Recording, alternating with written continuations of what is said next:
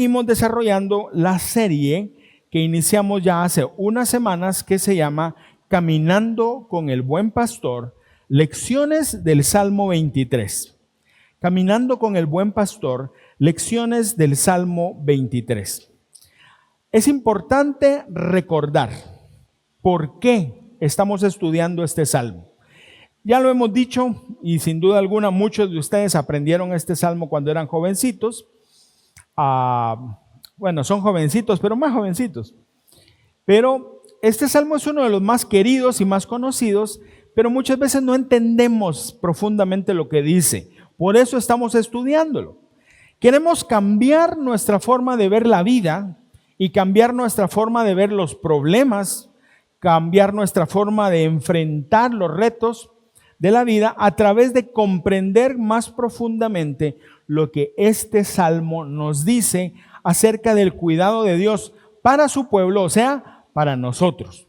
Por eso lo estamos estudiando.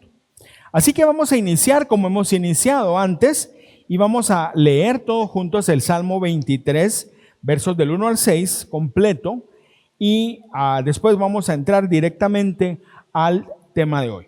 Muy bien, leámoslo a la cuenta de 3. 1, 2, 3. Jehová es mi pastor, nada me faltará. En lugares de delicados pastos me hará descansar. Junto a aguas de reposo me pastoreará. Confortará mi alma, me guiará por sendas de justicia por amor de su nombre. Aunque ande en valle de sombra de muerte, no temeré mal alguno, porque tú estarás conmigo. Tu vara y tu cayado me infundirán aliento. Aderezas mesa delante de mí en presencia de mis angustiadores. Unges mi cabeza con aceite, mi copa está rebosando. Ciertamente el bien y la misericordia me seguirán todos los días de mi vida, y en la casa de Jehová moraré por largos días. Amén. Es maravilloso, ¿no? ¿Se da cuenta cómo poco a poco le vamos encontrando más, nos vamos dando cuenta de más, cada vez más de la profundidad de estas palabras? Muchas veces pasamos por ellas de corrido sin entender realmente lo que esta palabra significa para nosotros. Muy bien, vamos directamente al punto 1, que también es el título de este mensaje, y está en el verso 3, la segunda parte, y se titula, me guiará por sendas de justicia. Me guiará por sendas de justicia.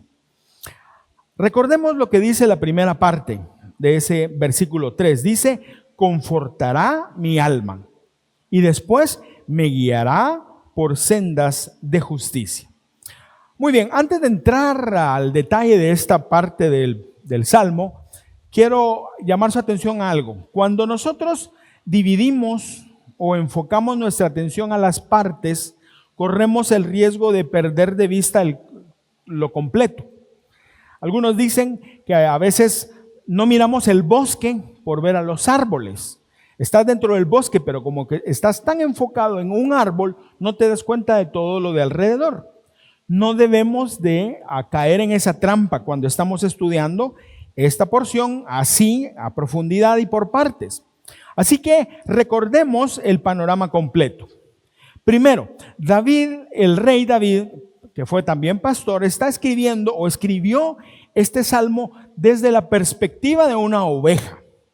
Y él declara esto: Jehová, el creador y señor del universo, es mi pastor. Por esa razón entonces David podía decir, nada me faltará, porque mi pastor es el Señor Dios Todopoderoso. Ahora, ¿qué quiere decir que no le va a faltar nada? El Salmo también nos dirige. No le faltará alimento, estará satisfecho. Porque dice, recordemos en el verso 2, en lugares de delicados pastos me hará descansar. Tampoco le faltará agua refrescante y paz. Agua refrescante y paz. Y eso es lo que nosotros necesitamos tantas veces. refrescarnos y recibir la paz de Dios que sobrepasa todo entendimiento. Ahora, ¿cómo podemos nosotros, igual que David, estar seguros que eso lo podemos recibir? Porque Jehová es mi pastor. Pero no solamente eso, tampoco le va a faltar la ayuda o cuando se descarríe. Como David está pensando como pastor, pensaba en las ovejas que se descarrían, eso lo hablamos la semana pasada, que se van por otro camino, pero dice que el buen pastor, el gran pastor va, busca la oveja, la trae de vuelta, y no solo la trae de vuelta, sino la cuida, la ayuda a sanar y la restaura en su posición. No le va a faltar ese cuidado y esa restauración.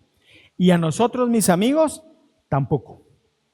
Ahí es donde empezamos a ver la profundidad de las palabras de este salmo. Muy bien, ahora vamos a la siguiente frase y hagámosla por partes. La primera, me guiará por sendas de justicia. La palabra guiar implica dirigir los movimientos de los demás. Es liderazgo. Los pastores, honestamente no sé si sea toda o se haga todavía de esa manera, pero en esa época y todavía en algunos lugares, las ovejas siguen al pastor. El pastor camina y las ovejitas lo siguen.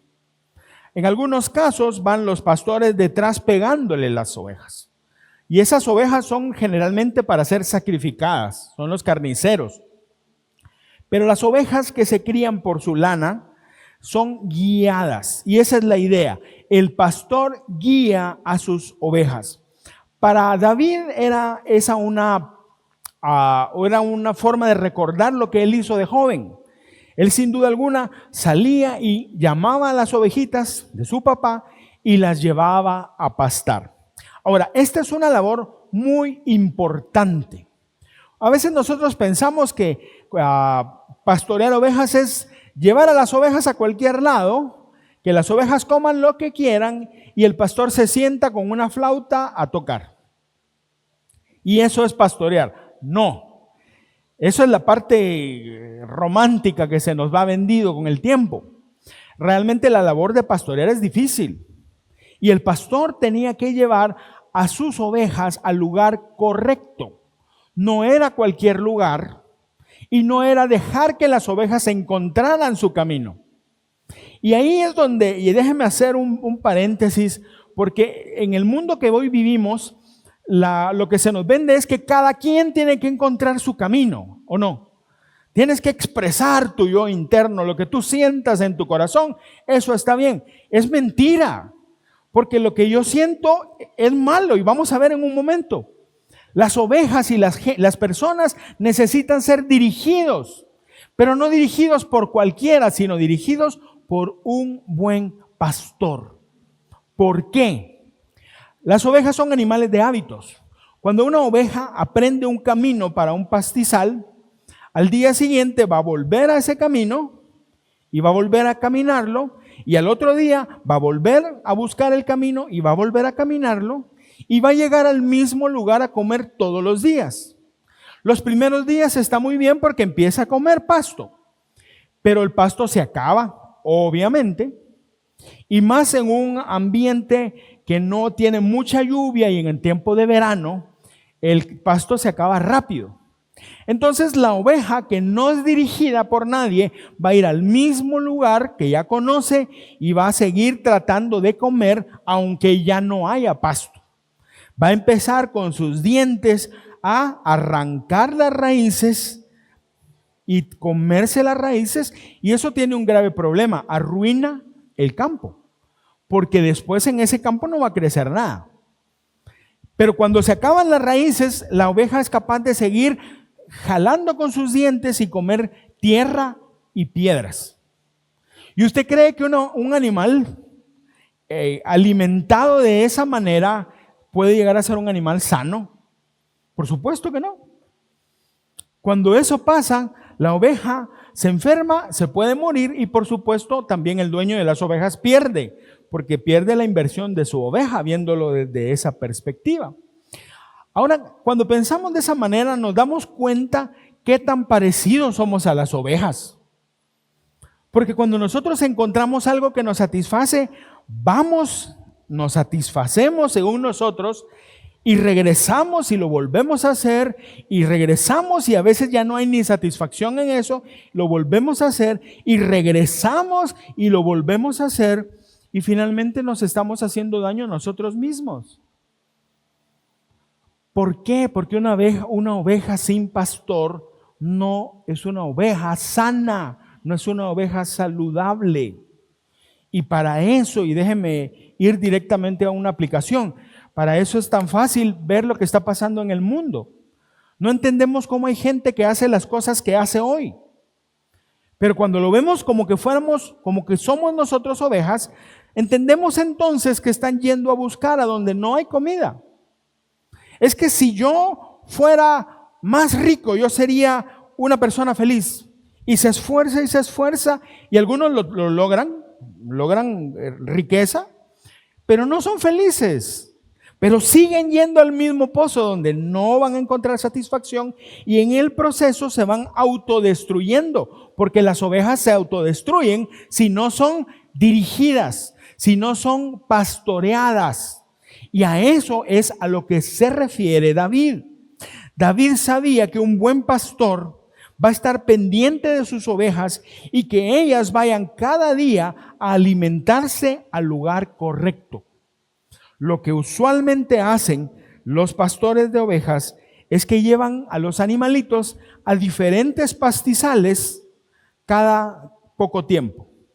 ¿Para qué? Después de que coman aquí, van al otro y este pastizal crece nuevamente y después de este lo llevan para allá o lo llevan a otro y mantienen un ciclo de alimentación.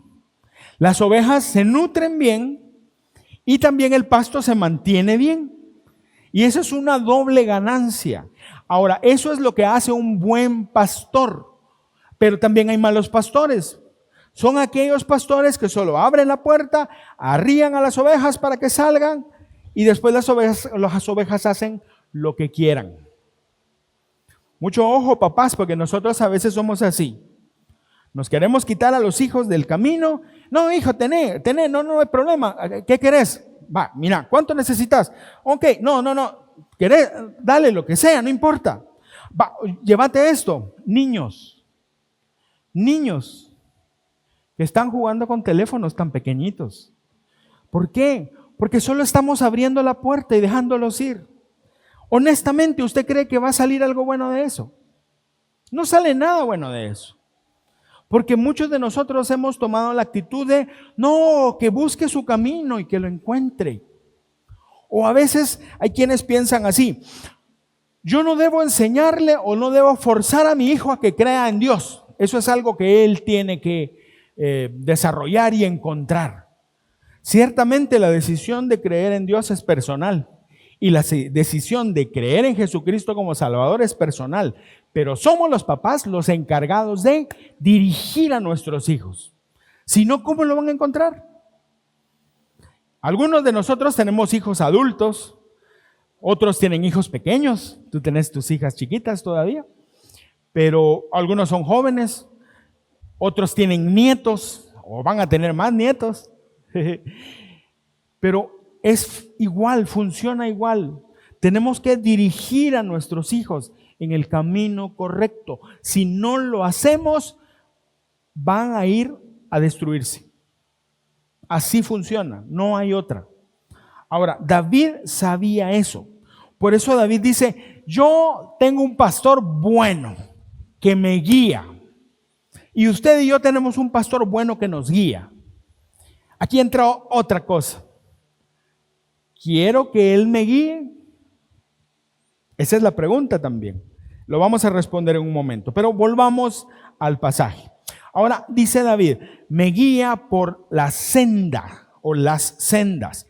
Esa palabra senda se traduce de un término hebreo que se usa para hablar de la dirección de la vida. Ciertamente es un camino, recordemos que esto es poesía y está usando un lenguaje figurado. Cuando habla de senda, David está hablando de rumbo de vida, dirección de vida. Y una dirección de vida tiene que ver con enseñanza, enseñanza, con instrucción. A eso se está refiriendo David. Un buen pastor no conducía a sus ovejas por un paraje desconocido. Un buen pastor no salía una mañana y bueno, ovejitas, vengan conmigo, vamos a ir a buscar dónde vamos a comer. Eso era impensable. Un pastor nunca llevaba un buen pastor, por supuesto, nunca llevaba a un rebaño a un lugar que él no conocía, que él no conocía los riesgos del camino, que él no conocía la calidad del alimento que iba a haber, que él no sabía si había depredadores o no. Porque un buen pastor siempre conocía el camino anticipadamente. El pastor, un buen pastor, conoce el camino, evalúa los peligros, evalúa las necesidades y después de eso entonces guía a sus ovejas por ese camino. Ahora, mire, voy a ir nuevamente a la aplicación. Ya tenemos claro, porque lo hemos dicho varias veces, que este salmo está apuntando a Jesús. El pastor de David, cuando David habla del pastor, de su buen pastor o del gran pastor, está apuntando, probablemente sin saberlo, a Jesús, que es el buen pastor. Ahora, si un pastor nunca guía a sus ovejas por un camino que no conoce, ¿usted cree que el buen pastor Jesús nos guiaría a nosotros por un camino que no conoce? Mire, muchas veces como líderes nosotros tenemos la tentación de decirle a la gente que haga. Mira, lo que necesitas es hacer esto, necesitas hacer aquello, tenés que ir por aquí, tenés que ir por allá. Y es fácil. Y a veces pensamos que Dios es así. No. Jesús tomó forma humana y sus pies tocaron esta tierra en donde nosotros nos paramos. Y Jesús caminó por la vida como nosotros caminamos. Con la única excepción y la más importante excepción, que Él nunca cometió pecado. Pero Él sabe lo que es ser traicionado. ¿A usted lo han traicionado alguna vez? No levante la mano. Lo han traicionado sin duda. Jesús sabe eso. Usted ha pasado hambre. Jesús también pasó hambre. Ha pasado sed. Jesús pasó sed. Usted ha tratado con gente muy difícil. Jesús trató con gente muy difícil. Donde Él pasó es por donde Él nos guía hoy. Y ese es nuestro buen pastor. Cuando nosotros oramos y le pedimos al Señor que nos dé fuerzas para seguir adelante, Él sabe lo que es eso, porque Él tuvo como hombre esa experiencia también. A veces estamos muy tristes por diferentes razones y le decimos, Señor, conforta mi corazón, alegra mi corazón, llena de gozo mi corazón, obra, Señor. Y muchos piensan que Dios desde arriba dice, y que es tristeza. Yo nunca estoy triste. No, Jesús estuvo triste. Jesús llegó delante de la tumba de Lázaro y dice la Biblia que Él lloró. O sea, sintió esa tristeza. Porque Jesús es nuestro buen pastor. Él conoce el camino y por eso nos guía por ese camino.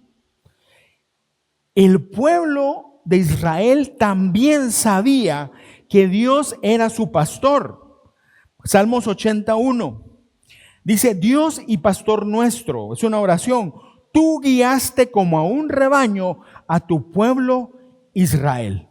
Ellos sabían, David sabía esto, y nosotros a la luz del evangelio sabemos que Jesús es nuestro guía y nosotros podemos seguirlo a Él porque Él sí sabe a dónde va.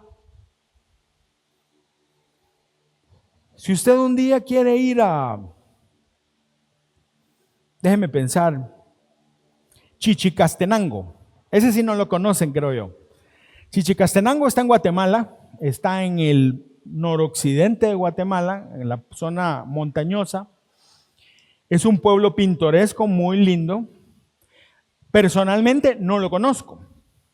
Así que si usted un día me dice, mira pastor, guíame a Chichicastenango, lo que va a pasar es que nos perdemos los dos, porque ni usted ni yo conocemos. Por supuesto, hoy hay Waze y con Waze nadie se pierde, en teoría nadie se pierde.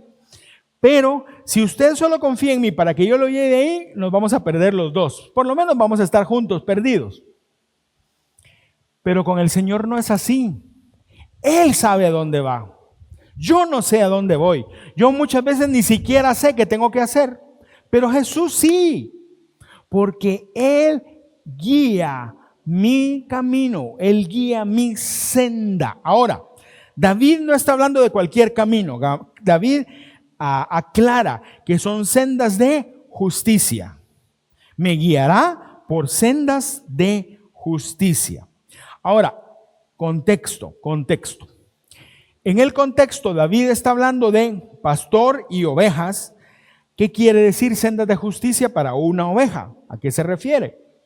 Se está refiriendo a que el pastor guía a la oveja por el sendero correcto y lo lleva a donde hay comida y agua. Lo que necesita la oveja lo recibe si sigue al pastor. Eso está diciendo. Esas son las sendas de justicia.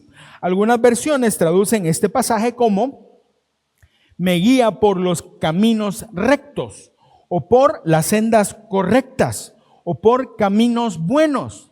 Y hay una que lo traduce así, me lleva por el mejor camino. La idea entonces es lo que es correcto. Ahora, necesariamente esta palabra justicia incluye la idea de ética moral. O sea, está hablando de hacer las cosas que son correctas, no cualquier cosa. No lo que yo quiera, lo que yo pueda, no. Es hacer las cosas correctas. Ok, ahora, ¿qué quiere decir eso?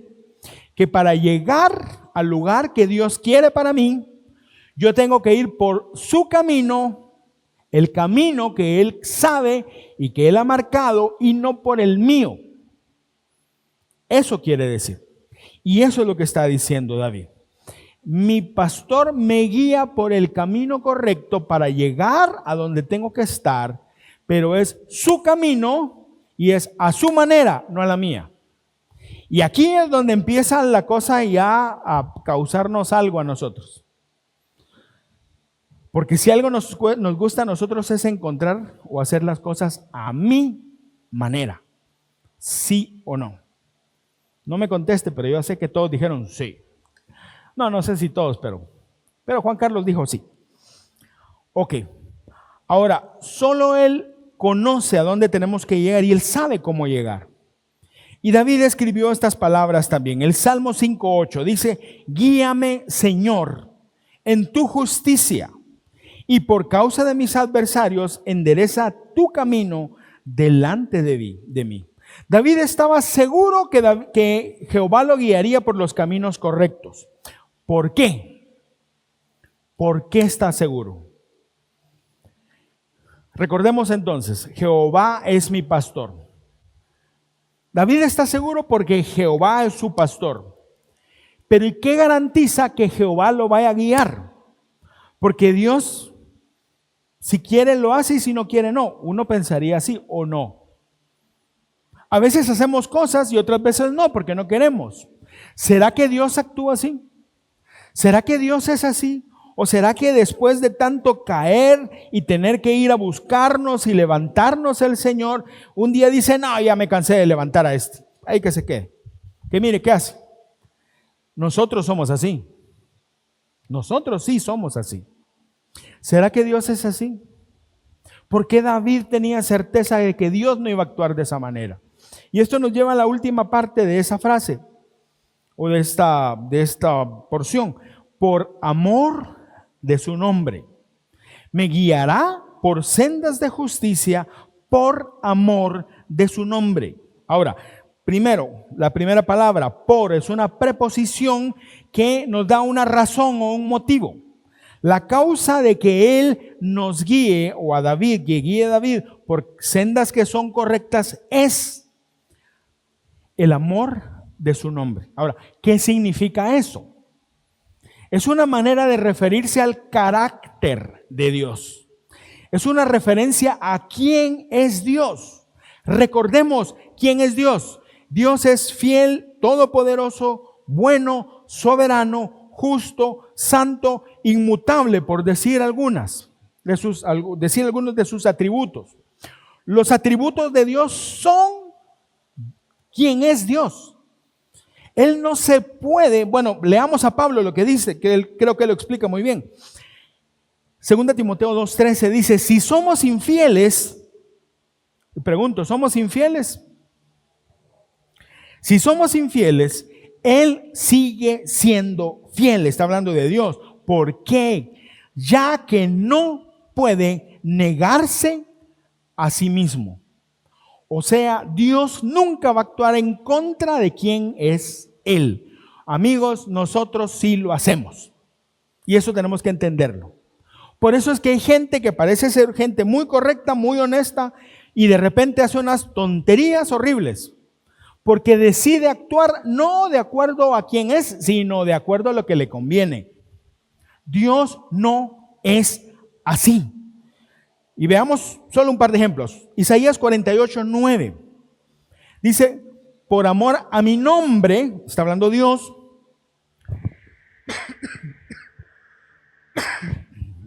por amor a mi nombre, contengo mi ira.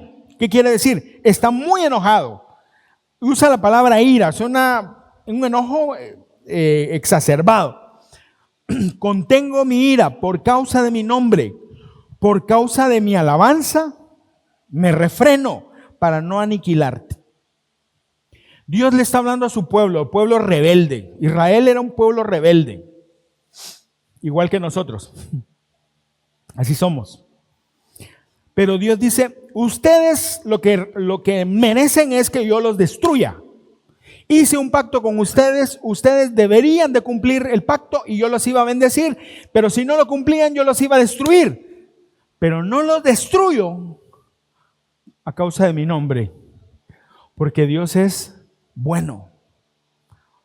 ¿Qué quiere decir eso? ¿Que Dios deja pasar cualquier cosa? No, porque Dios también es justo.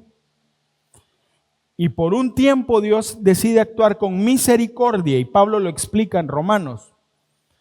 Pero llegará el día que la misericordia se acabe y dé lugar a la justicia. Y la justicia tiene que ver con el castigo de las malas obras.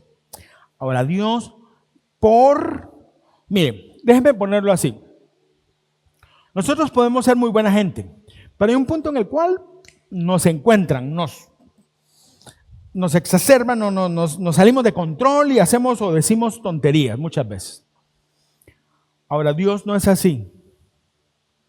Dios tiene motivos para actuar así, pero no lo hace nunca, porque Él no es así. Santiago 1:17 dice, todo lo que es bueno y perfecto es un regalo que desciende a nosotros de parte de Dios.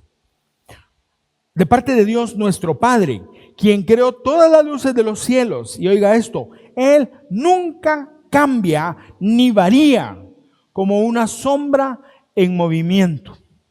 Porque los atributos de Dios nos revelan quién es Él. Y Él no puede actuar en contra de su propia naturaleza.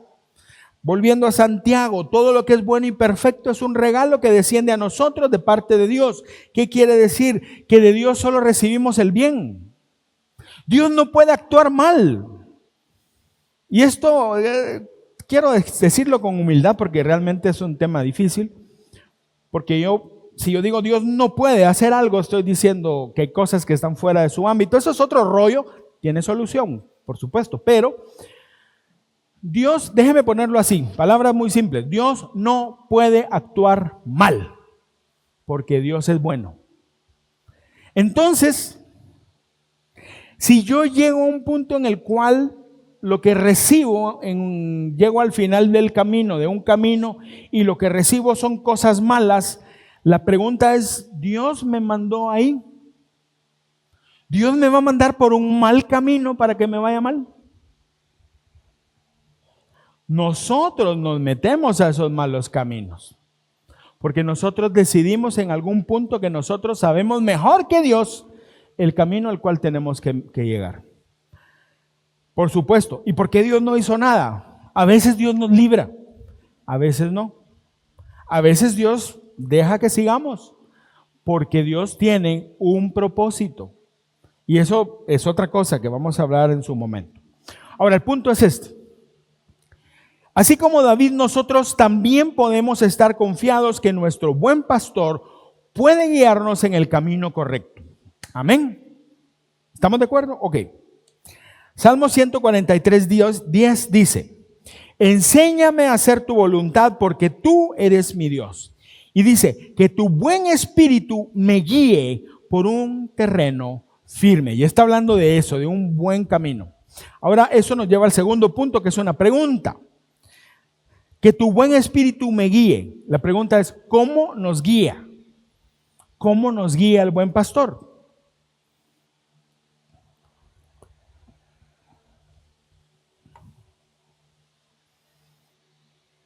Éxodo 13, 21 y 22 dice: el Señor iba delante de ellos y los guiaba durante el día mediante una columna de nube y les daba luz durante la noche con una columna de fuego. Esto les permitía viajar de día y de noche.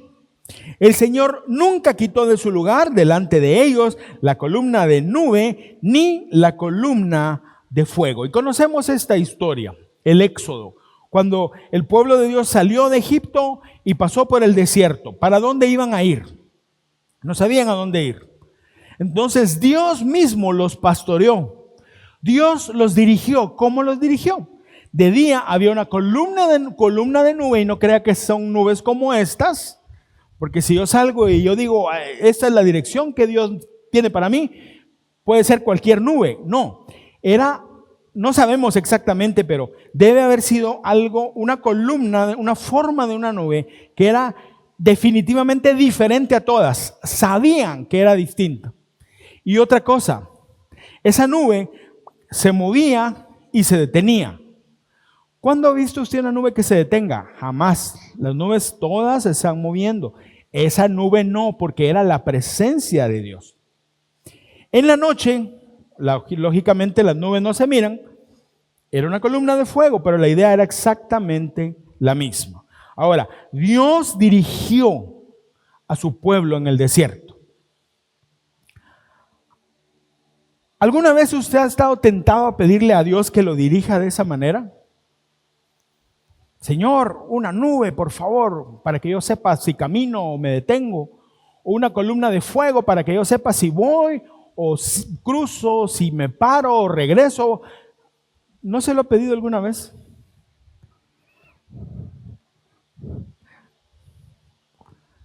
Sin embargo, eso es lo que queremos en el fondo, ¿o no? Señor, dame una señal. ¿Qué es eso? Señor, dime si hago esto. Señor, dime si hago lo otro. Señor, aquí. Señor, allá.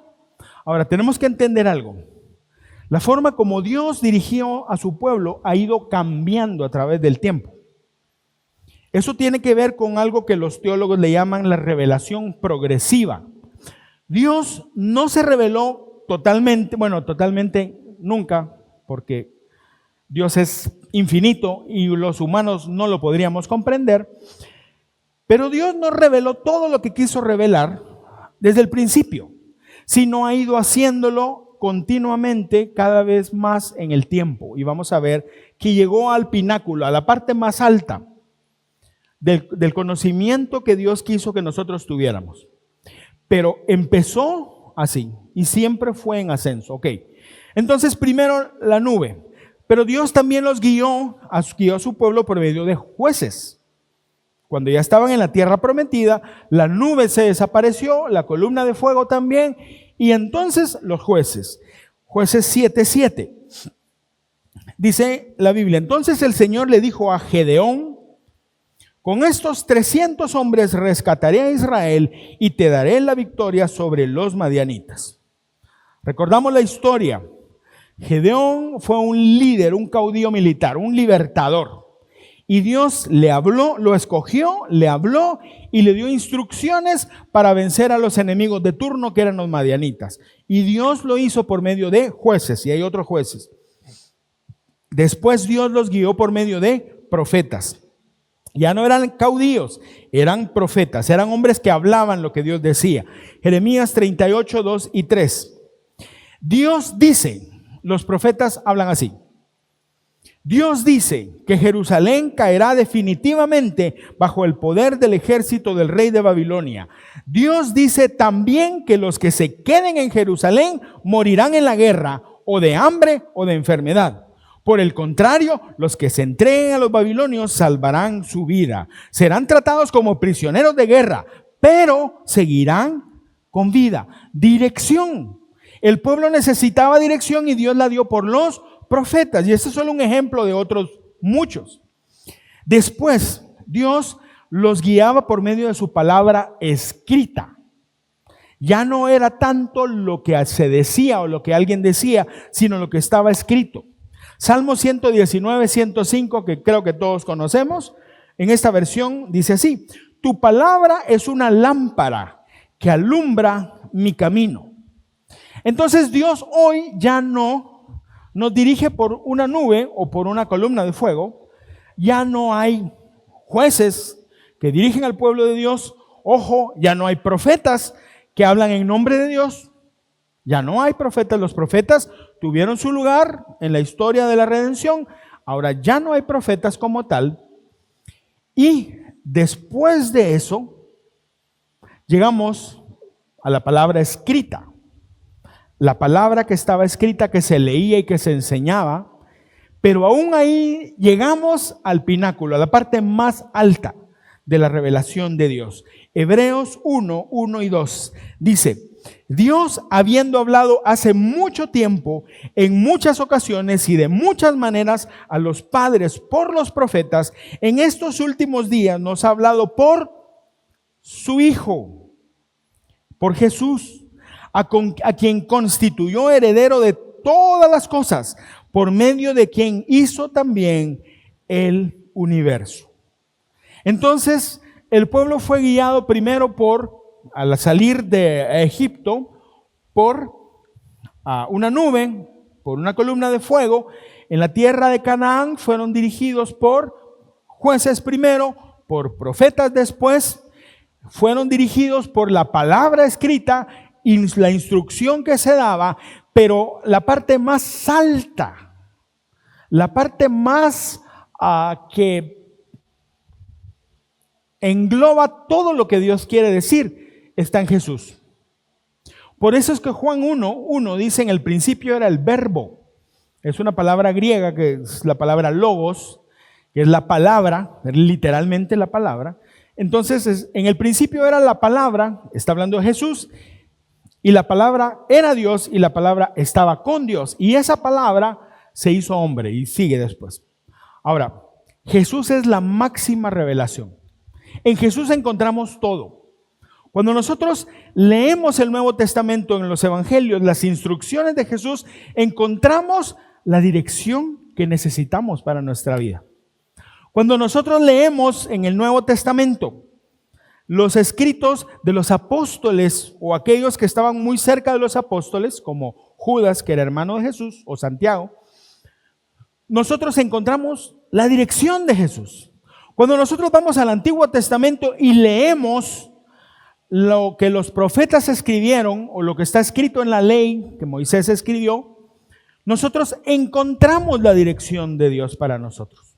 Y aquí quiero aclarar algo muy importante. Cuando nosotros pensamos en dirección de Dios, muchas veces pensamos en oraciones que nosotros hacemos. Señor, ¿qué hago? ¿Me cambio a este trabajo o a este otro? Señor, ¿qué hago? ¿Le hablo a la fulanita o la sutanita para que sea mi novia?, dirá un jovencito. Señor, ¿qué hago? ¿Me voy de paseo a Estados Unidos o me voy a Europa? ¿Qué hago? Para nosotros, cuando pensamos en la dirección de Dios, pensamos en eso. ¿Sí o no? Este pasaje no está hablando de eso. Está hablando del día a día, de la vida entera. Está hablando de la vida entera. Por supuesto que a veces le pedimos a Dios una dirección específica, sí. ¿Y lo podemos hacer? Sí. ¿Y Dios nos responde? Sí. Pero no está hablando en este pasaje, no está hablando David de eso, está hablando de la vida entera. Está hablando del día a día, de levantarse, de caminar. Se está hablando de trabajo, está hablando de familia, está hablando de relaciones con los vecinos, con los ciudadanos del país donde vivimos. De eso está hablando de toda la vida. Y entonces la pregunta es, ¿cómo o de dónde obtenemos dirección para nuestra vida? Nosotros, hoy, ¿de dónde? Ya no hay nubes y columnas de fuego. Ya no hay jueces en el sentido bíblico, por supuesto. Los profetas ya no hay, oficio profético ya no hay. El oficio profético llegó hasta Juan el Bautista. Después de Juan, con Jesucristo, ya no se necesitan profetas. ¿Por qué? Porque en la Biblia, mis queridos hermanos, está la dirección para nuestra vida. Y ya, punto. Ahora, oiga esto. Miqueas 6:8 dice: Él, Dios, te ha mostrado, oh mortal, lo que es bueno. Hagamos un ejercicio. Cambiemos donde dice oh mortal y pongamos nuestro propio nombre. Él te ha mostrado, Juan Carlos, lo que es bueno. Él nos ha mostrado a todos nosotros lo que es bueno. Y alguien dirá, bueno, pero a mí no, querido amigo, ¿y la Biblia? ¿Qué es la Biblia si no es eso? No, pero es que yo no sé. Entonces tu problema no es que Dios no te muestre, el problema es que no conoces la Biblia. Eso es otra cosa. Por eso para un cristiano es tan importante conocer su Biblia. Y no solo saber que entre la pasta y pasta hay 66 libros, 39 del Antiguo, 27 del Nuevo Testamento. Eso sirve, claro que sirve, pero no, es abrir esa palabra y leer y ver quién es Dios de acuerdo a esa palabra. Ver cuáles son las direcciones o las instrucciones de Dios para mí en esa palabra. De eso se trata. Pero déjeme terminar Miqueas 6:8. Él te ha mostrado, oh mortal, lo que es bueno. ¿Y qué es lo que espera de ti el Señor? Y esta es la pregunta. ¿Qué espera de ti? ¿Qué espera de mí el Señor? Y Miqueas nos responde: practicar la justicia, amar la misericordia y caminar humildemente ante tu Dios. ¿Qué es practicar la justicia? El camino es caminar por ese camino. Eso es practicar la justicia. No le demos tanta vuelta, eso es. Si la Biblia dice que esto es malo, yo no lo hago porque la Biblia dice que no. Dios dijo que no. Si la Biblia dice que lo que yo debo hacer es esto, yo lo hago porque Dios dice que lo haga. Eso es practicar la justicia. Amar la misericordia, ese es el amor. Y caminar humildemente ante tu Dios. Eso es sometimiento. Y creo que ahí viene la parte dura. Bueno, todo, pero en general, esta es particularmente dura.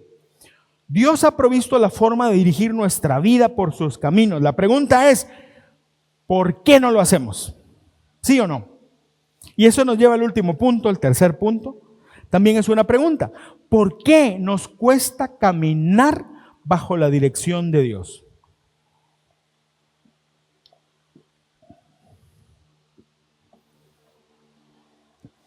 La primera respuesta podría ser es que yo no entiendo, pero no es una respuesta totalmente válida. Para poder entender por qué nos cuesta tanto, y el que piense, mis queridos amigos, aquí les voy a salir al frente. Si usted piensa, no, a mí no me cuesta, cuidado, porque a todos nos cuesta. Puede ser que ya en el transcurso de la vida cristiana, el Espíritu está obrando en nosotros y de eso se trata. Y que nuestro caminar sea diferente al principio. Y así tiene que ser. Porque si yo sigo siendo el mismo Juan Carlos de antes de convertirme, estoy perdido. Recordemos, cuando nosotros aceptamos a Jesús, somos transformados y recibimos una nueva vida en Cristo. Pero esta nueva vida en Cristo paulatinamente sustituirá nuestra antigua vida. Y eso es lo que el Espíritu Santo hace en nosotros y que los teólogos le llaman a eso santificación progresiva. Ahora, ¿qué quiere decir? ¿Que soy perfecto? No. ¿Seré perfecto un día? Sí, cuando esté delante de la presencia del Señor. Ahí nada más. Pero si yo sigo teniendo los mismos vicios, las mismas costumbres, las mismas palabras que tenía antes y no hay ni una sola muestra de transformación, eso es un peligro. Muy bien, ¿por qué nos cuesta entonces caminar bajo la dirección de Dios? Vamos al principio, Génesis capítulo 3, versos 4 y 5. Dice, pero la serpiente dijo a la mujer, conocemos la historia, pero las palabras de la serpiente. Ok, pero déjeme ponerlo primero en contexto, es importante. La serpiente se acerca a Eva y le dice, con que Dios les dijo que no, bueno, yo hice así, pero ella no tenía manos, ¿no? Algunos piensan que sí, pero llega la serpiente y dice, con que Dios les dijo que no pueden comer de ningún árbol. Y Eva le contestó, no, él dijo que no podemos comer del árbol de la ciencia y del bien y del mal, pero de todos los demás sí. Y entonces viene la respuesta del diablo, la serpiente, es el diablo. Dice, pero la serpiente le dijo a la mujer, no es cierto, no van a morir. ¿Se da cuenta de lo que está diciendo? Dios sabe muy bien que cuando coman de ese árbol se les abrirán los ojos y llegarán a ser como Dios, conocedores del bien y del mal. Lo que pasó después ya sabemos. Eva comió del fruto, Adán comió del fruto y el pecado entró al mundo y todo se arruinó. Ok, ahora, a partir de ahí pasó algo. Los hombres, estoy hablando de la humanidad, pensamos que nosotros sabemos mejor que Dios lo que tenemos que hacer. Levante la mano quien cree que sabe más que Dios y que hace lo mejor, usted puede hacer mejor las cosas que Dios. Levante la mano. Uy, sentí que alguno la levantaba. No, ninguna la levantamos. Pero muchos o muchas veces así vivimos. Así vivimos. No se trata de decir yo sé más que Dios, no. Pero cuando la Biblia me dice que mi camino debe ser este, yo decido, mejor este. ¿Qué estoy diciendo? Dios no sabes, pero te voy a enseñar. Mira, esto es como el Waze. ¿Cuántos usan Waze para manejar? Yo ya lo uso, ¿verdad? A veces va por el camino y te lleva por aquí. No, me voy por el otro lado y te vas por el otro lado. A veces funciona, a mí me ha funcionado, a veces. Y otras veces me he ido a meter a un tráfico espantoso, pero ¿por qué? Porque no quise obedecer. La instrucción está, pero yo no la obedezco. Es lo mismo. Dios nos ha dado la instrucción por medio de Jesús. Nosotros sabemos quién es Dios y lo que Dios quiere de nosotros. En la Biblia está todo lo que necesitamos saber para nosotros conducir nuestra vida por el camino correcto. Pero insistimos en que yo sé mejor que Dios lo que hay que hacer. Y hasta oramos eso. No es que uno llegue, Señor, yo voy a hacer lo que se me da la gana y no me importa. Eso sería más honesto. ¿Cómo oramos? Señor, ¿verdad que yo puedo hacer esto? ¿Verdad que sí, Señor? Señor, dame una señal. Dame una señal, Señor, para hacer esto. Porque... Y Dios no contesta. ¿Y qué decimos? No, Dios no me escucha, Dios no contesta las oraciones. Es que Dios no te va a decir algo malo, porque Dios es bueno. ¿Y cómo te va a mandar a Dios a algo malo? Y esa es una manera práctica de hacer lo que se nos da la gana. Ahora, ahí entendemos por qué la Biblia nos compara con ovejas. Como dice Isaías 53:6, todos, ese no está ahí, todos nos descarriamos como ovejas. Todos. Por eso necesitamos tanto de Cristo. Necesitamos de un buen pastor que sí sabe qué hacer. que sí sabe a dónde llevarnos y que sí puede protegernos en el camino. Eso es lo que vamos a ver la próxima semana. Ahora, ¿por qué es tan problemático este asunto para nosotros? Jeremías 17:9. Nada hay tan engañoso como el corazón. Y esta versión se acerca mucho a la idea de ese versículo. Dice, no tiene remedio. No tiene remedio. ¿Sabe dónde está su mayor problema? En su corazón. El corazón, quiero aclararlo, el concepto bíblico de corazón no es el músculo cardíaco, sino es el conjunto de la vida interior, que es pensamientos, déjeme usar la palabra, pensamientos, afectos, esa es la palabra que quería encontrar, y las decisiones. No uso emociones, aunque son parte de, pero son afectos, lo que tú amas. Entonces, el corazón, bíblicamente hablando, es lo que amas, lo que piensas y lo que haces. Ahora, dice la Biblia que nuestro corazón siempre nos va a llevar al mal. Siempre. No, pero mire, ¿qué de malo tiene salvar a un perrito?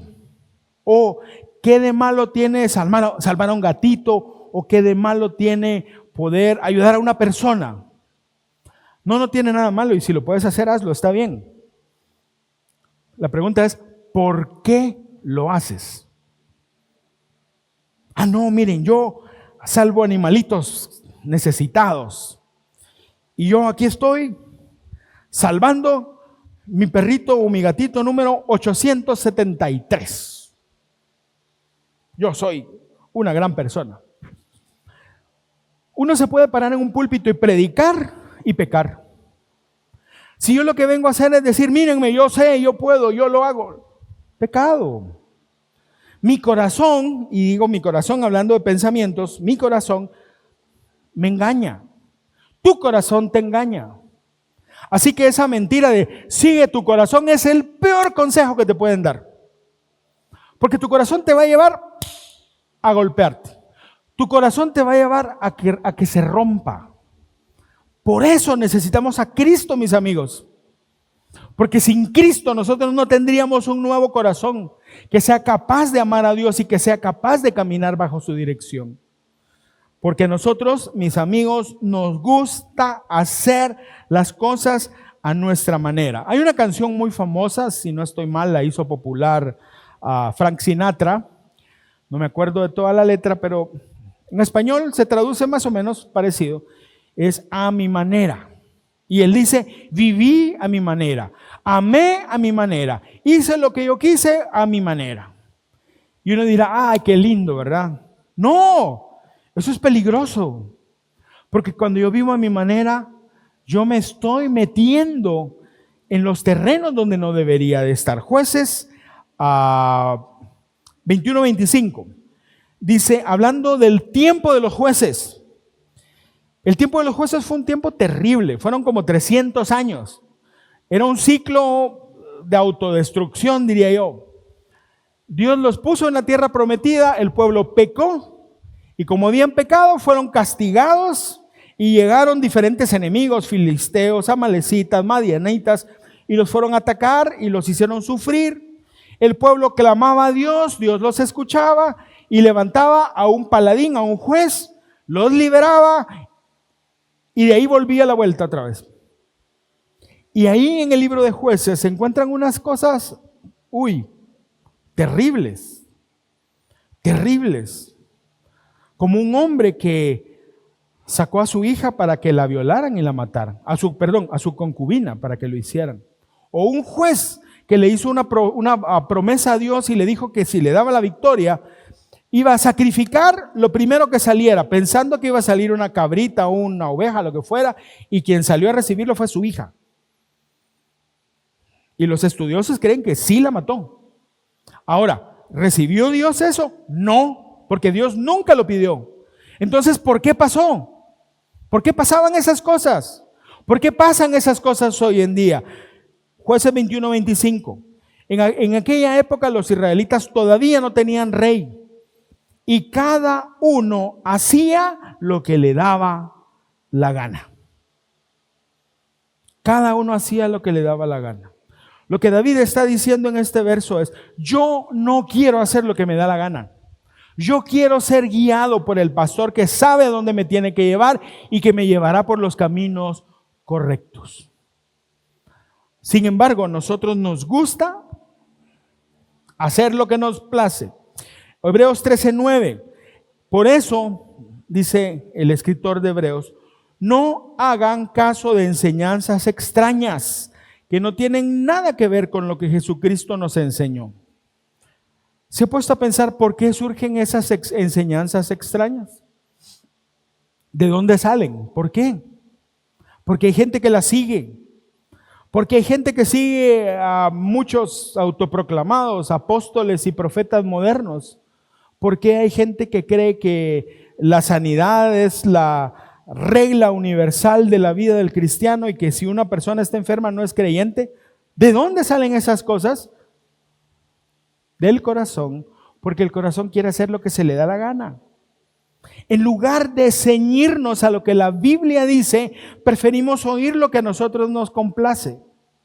Mucho cuidado, mucho cuidado. Muchas veces nosotros actuamos de esa manera. Ok, ahora está claro. David sabía que su buen pastor, el gran pastor Jehová, lo iba a dirigir a los lugares correctos por amor de su nombre, porque Él es quien es. Él podía estar seguro, nosotros también. Dios guió a su pueblo de muchas maneras y finalmente Jesucristo es la máxima revelación de Dios y en la Biblia está el camino que debemos de seguir. Está muy claro también. Está muy claro también que nosotros nos cuesta tanto caminar con el Señor a causa de nuestro propio pecado. Entonces, concluyamos leyendo este verso. Isaías 48, 17 al 19. Y quiero pedirle que se ponga en pie, por favor. Isaías 48, 17 al 19. Dice la Biblia: así dice el Señor, tu Redentor, el Santo de Israel. Está Dios hablando. Y oiga esas palabras. Yo soy el Señor tu Dios, que te enseña lo que te conviene, que te guía por el camino, y voy a enfatizar esto, en que debes andar. Pero se lo está hablando a un pueblo que no hizo caso. ¿Será que eso también es para nosotros hoy? Oiga lo que dice después. Si hubieras prestado atención a mis mandamientos, tu paz habría sido como un río, tu justicia como las olas del mar. Como la arena serían tus descendientes, como los granos de arena tus hijos. Su nombre nunca habría sido eliminado ni borrado de mi presencia. Dios le está hablando esto a su pueblo escogido, el pueblo que adoraba en Jerusalén, la ciudad que Dios escogió, donde moraba la presencia de Dios. Dios estaba ahí y Dios les dijo esto: yo soy el Señor tu Dios que te enseña lo que te conviene, que te guía por el camino en que debes andar. Y esta es la parte triste. Si hubieras prestado atención a mis mandamientos,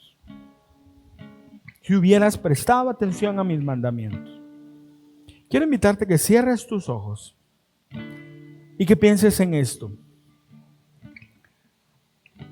¿Estás dispuesto a dejarte guiar por el Señor?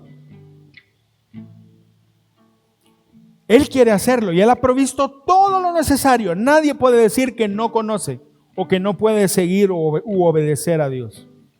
Dios ya lo hizo todo. La pregunta es: ¿estás dispuesto a dejarte guiar por el Señor? ¿No será que muchos de los problemas que estás enfrentando hoy es precisamente porque no te has dejado guiar por el Señor? ¿No será que lo que tú dices que Dios no te contesta es porque estás pidiéndole a Dios lo que Dios no responde, porque está fuera de su voluntad? Deja que el Espíritu Santo te hable mientras somos ministrados y permítele al Señor que te muestre lo que hay en tu corazón y toma la decisión de rectificar.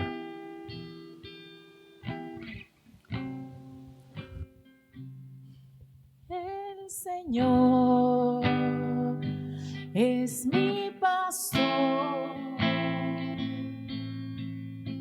nada me faltará. El Señor es mi pastor, en pastos delicados Él me hará descansar. Junto a aguas de reposo me pastoreará, confortará mi alma, me guiará por sendas de justicia, por amor de su nombre.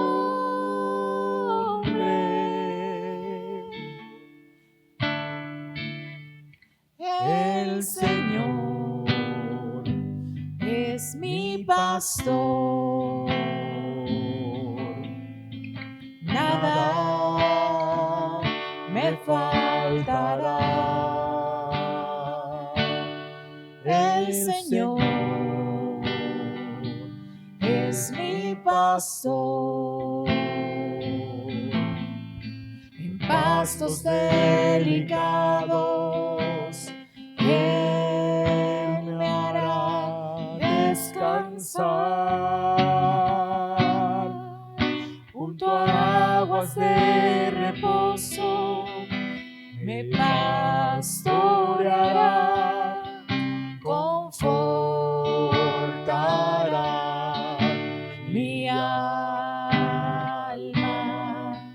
me guiará por sendas de justicia, por amor de su nombre.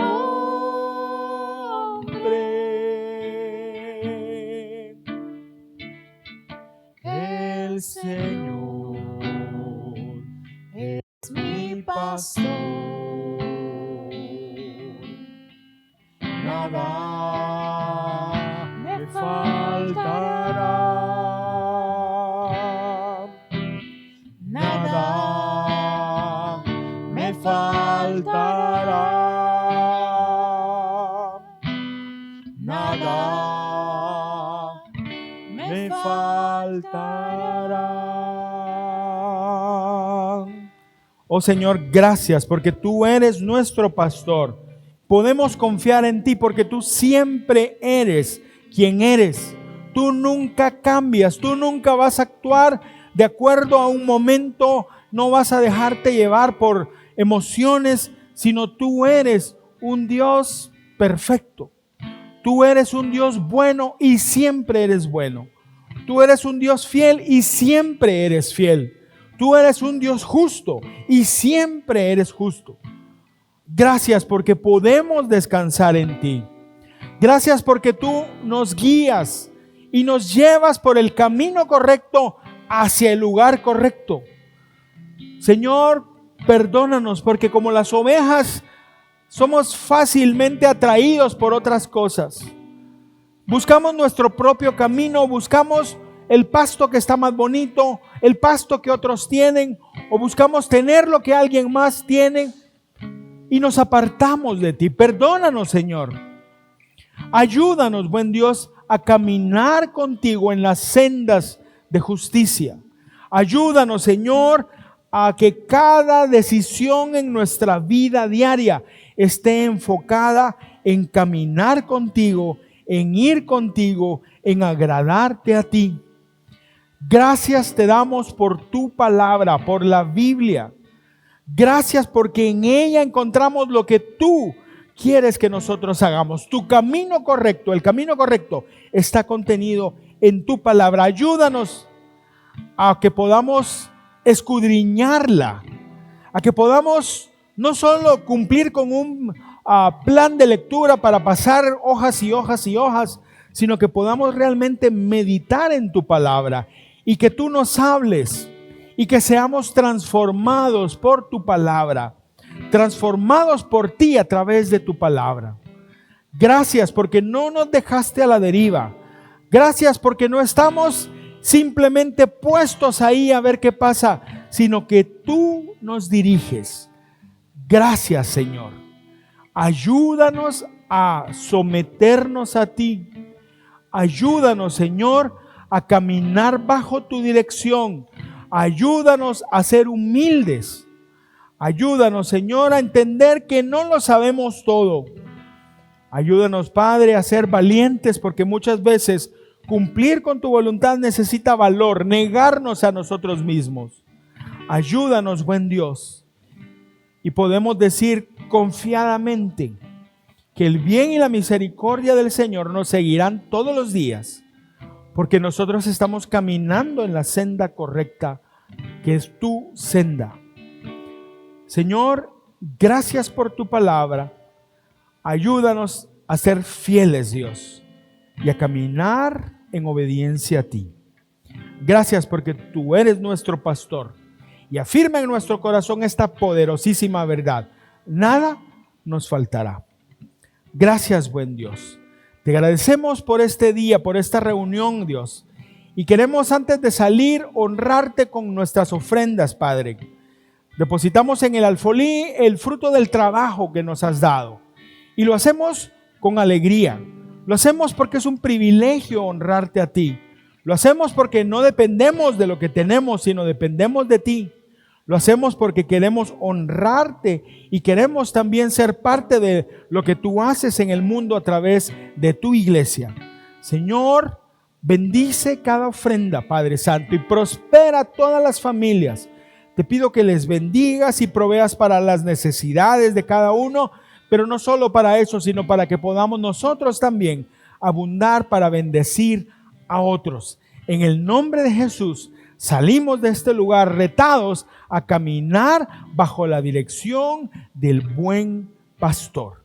Gracias, Señor. En el nombre de Jesús oramos. Amén y amén. Queridos hermanos, que Dios les bendiga. Denle un fuerte aplauso al Señor.